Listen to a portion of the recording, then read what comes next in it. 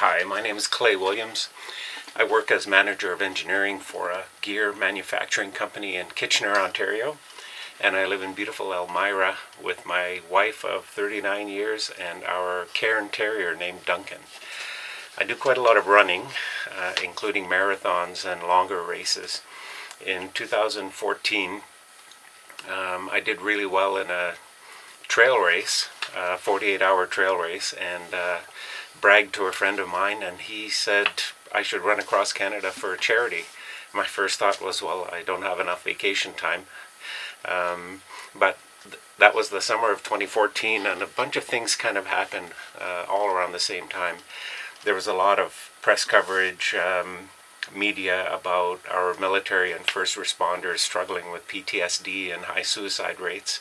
A friend of mine registered for a 600-kilometer race in upstate New York, so I became aware that running 600 kilometers was a thing. That's the summer that Robin Williams died by suicide. I've got a little brother named Robin Williams.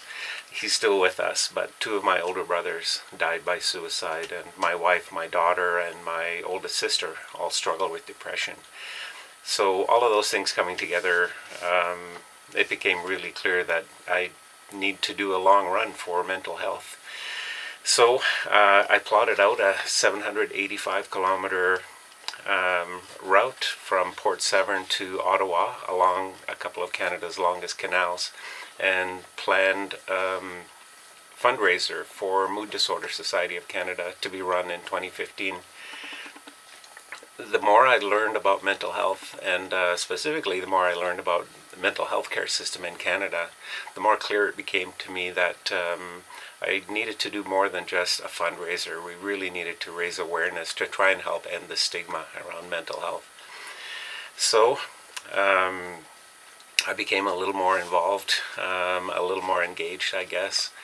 And in the summer of 2015, I ran day and night for a little over a week, ran 785 kilometers from Port Severn to Ottawa, and raised around $12,000 that year for the Mood Disorder Society of Canada's Defeat Depression campaign.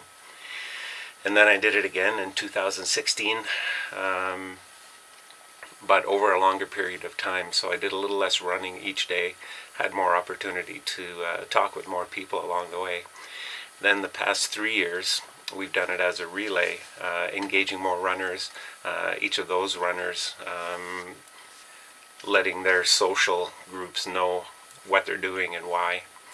And over the past 5 years, we've raised almost $60,000 for the Defeat Depression campaign. We're planning on doing it again this year as a relay, and our goal this year is $15,000. I'm helping to raise funds in honor of my family, but more importantly, I'm working to end the stigma so that people like my two brothers don't have to second guess about asking someone for help. The stigma around mental health is alive and strong, and sometimes that stigma can be more debilitating than the symptoms of mental illnesses. So I think that if I talk to a lot of people, the people with whom I talk about mental health will be less uncomfortable around the subject. So that goes a long way towards ending the stigma. And maybe one of the people that I talk to will someday make the decision to reach out for help instead of making that final fatal decision. I'm not a therapist or a counselor. All I can do is encourage people. If you're in a dark place, talk to someone you trust.